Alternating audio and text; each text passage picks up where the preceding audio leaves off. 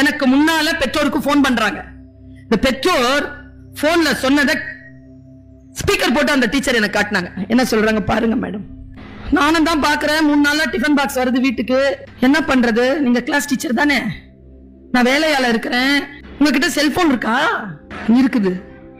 குழந்தை சாப்பிடலன்னா அது கையில கொடுங்க. யாரு? டீச்சர். செல்போன் கொடுக்கணுமா? உங்களுக்கு தெரியுமா ப்ளூ லைட் இருக்குல்ல, செல்போன்ல வரக்கூடிய லைட் உங்களுடைய குழந்தையின் அறிவை மழுங்க செய்கிறது என்று உளவியலாளர்கள் அறிவியலாளர்கள் சொல்கிறார்கள். வகுப்பறைகளில் அதுதான் பேன் செய்யப்பட்டது.